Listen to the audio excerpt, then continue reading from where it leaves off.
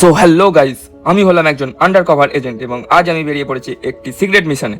আজ আমায় একটা বহুতল বাড়ি থেকে করতে হবে একটা পেন ড্রাইভ নামক বস্তু উদ্ধার। আমার এই সিক্রেট মিশন দেখতে থাকুন প্রথম থেকে শেষ অবধি। প্রথমেই উঠে পড়লাম এজেন্সি থেকে পাঠানো প্রাইভেট কারে, কিন্তু একটা কারে যে কখনো এত ঝাঁকুনি হয় সেটা আমার আগে জানা ছিল না। কার থেকে নামার পর বাস স্ট্যান্ডে এসে করতে লাগলাম আমার প্রাইভেট বাসের জন্য অপেক্ষা। পুরো 4 ঘন্টা অপেক্ষার পর অবশেষে দেখতে পাই আমার প্রাইভেট বাস চলে এসেছে। তারপর উঠে পড়ি বাসে, কিন্তু বাসে উঠেতে গিয়ে কি আমার প্রাইভেট বাসে এত লোক কোথা থেকে এলো? কোম্পানিতে ফোন করে জানতে পারি ওদের বাজেট ইস্যু থাকায় ওরা এই একই বাসে পাঠিয়ে দিয়েছে অন্যান্য এজেন্ট। কোম্পানির নামে খিস্তি এবং প্রচুর বিরক্ত হচ্ছি দেখে বাস দাঁড় করিয়ে আমাকে বাস থেকে লাথ মেরে নামিয়ে দেওয়া হয়। খানিকক্ষণ হাঁটার পর অবশেষে দেখতে পাই সেই বহুতল বাড়ি যেখানে আমায় এই মিশনটা কমপ্লিট করতে হবে। প্রথমেই ঢুকে পড়ি ভেতরে, আর ঢুকে দেখি সাদা টুপি পরা এক পলিটিক্যাল নেতা টাকার ব্যাগ নিয়ে যাচ্ছে। আর তারপর চলে আসি রুমে ঢুকে দেখি বাথরুমের মধ্যে একটা ছোট্ট চৌবাচ্চা। আর তারপরে রুমে গিয়ে দেখি রুমটা বেশ ভালোই ছিল। তারপর মোতার জন্য চলে আসি ওয়াশরুমে, আর তারপর আয়নার সামনে কেত মারতে লেগে যাই। তারপর আবার চলে আসি বাথরুমে, সেখানেও আয়নার সামনে কেত মারতে লেগে যাই। কিন্তু কেত মারতে এতটাই বিজি ছিলাম তাতে আমি ভুলে যাই আমার প্যান্টের চেন খোলা। তারপর আবার নিচে নেমে এসে লেগে পড়ি নিজের খোঁজে।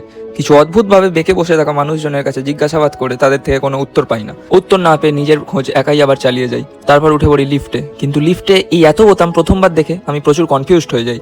তারপর আবার এসে সেই আমার গোপন জিনিস খোঁজায় লেগে পড়ি এবং চারিদিকে সেই জিনিসটা খুঁজতে থাকি। কিন্তু এই চারদিকে আমি কিছুই না পেয়ে চলে আসি মা দুর্গার কাছে।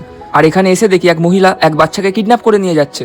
কিন্তু সেসব দিকে নজর না দিয়ে চলে আসি রুমে, এবং এখানে এসে দেখি এখানে আটা ময়দা মাখানোর কাজ চলছে। আর তারপর একটা দুটো ছবি তোলার পর চলে আসি আবার নিচে এই বড় চৌবাচ্চাটার সামনে। কিন্তু এখানে এসে অনেক খোঁজাখুঁজির পর আমি কিচ্ছু পাই না, তাই না পেয়ে চলে যাই জিমে। সেই জিমে গিয়েও আমি অনেক খোঁজাখুঁজি করি, কিন্তু এখানেও আমি কিছু পাই না। তারপরে বেরিয়ে পড়ি জিম থেকে, কিন্তু জিম থেকে বেরিয়ে হয়ে পড়ি আমি কনফিউজ, কারণ সবকটা রাস্তা প্রায় একই রকম দেখতে ছিল। কনফিউজড হয়ে কোন দিকে যাবো না যাবো আমি কিছুই বুঝতে পারছিলাম না। কিন্তু তখনই আমার চোখ পড়ে একটা রেস্টুরেন্টের দিকে। তারপর আমি ঢুকে যাই সেই রেস্টুরেন্টের ভেতর, এবং ঢুকে গিয়ে দেখি রয়েছে এত রকম ডেজার্ট, আর তার সঙ্গে এত রকম স্ন্যাক্স, এবং তার সঙ্গে রয়েছে কমপ্লিমেন্টারি ড্রিঙ্কসও। কিন্তু নিজের লক্ষ্য না ভুলে সেই গোপন বস্তু আমি খুঁজতে লেগে গেলাম এই গামলাগুলোর ভেতর খুলে খুলে।